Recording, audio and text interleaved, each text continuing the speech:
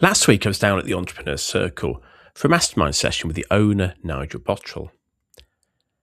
Now, not long before, Nigel had been on Channel 5's Rich House, Poor House. And if you haven't seen it, that's where two couples swap houses for a week. Now, Nigel and his wife, Sue, moved from the Rich House into Damo's house in Lincoln. Now, Damo is a courier driver, and him and his partner, Becky, moved to Nigel and Sue's house in Solihull.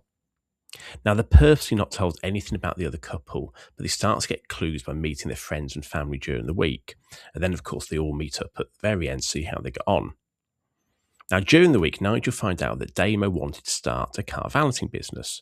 So when they finally did meet, Nigel gifted him a proper head start. A van fully logoed up with Damo's diamond detailing and fitted with valeting kit. He also built him a website and gave him a business coach via the Entrepreneurs Circle. Now, last week when I turned up at ECHQ, Damo was there, valeting cars. So, of course, I got him to do mine. But it also got me thinking. You see, as a new business, Damo needs an accountant. But the accountant a brand new startup needs is very different to the accountant a high six-figure or seven-figure business needs. In the early days, it's mostly about foundations and avoiding landmines. So it's about getting the setup right. Is it sole trader or is it a limited company? Sorting out your VAT and your payroll. Having simple bookkeeping that stays consistent. Of course, staying on top of deadlines. And then cash discipline so the money doesn't quietly disappear.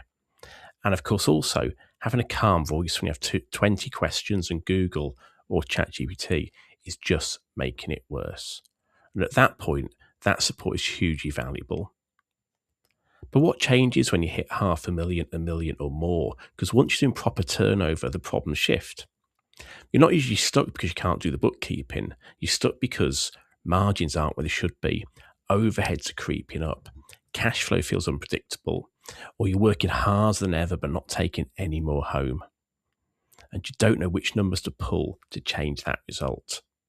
And this is where we'll do your accounts and tax returns each year becomes a problem, because year-end accounts tell you what happened. They don't help you change what happens next. Startups need an accountant to stop them falling over, but bigger businesses need an accountant to help them step up. And that's why we talk about being a profit expert, not just a box ticker. So which one are you right now? Are you in camp A, where you're getting set up and building momentum? Are you in camp B, where you're established, but perhaps profits and cash haven't kept pace with the growth? Because if you are in camp B, a good first step is one of these.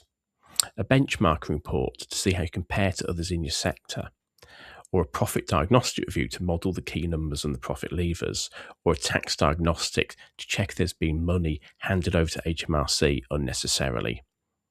And of course, if you'd like to explore any one of those, let me know and I can set one up for you.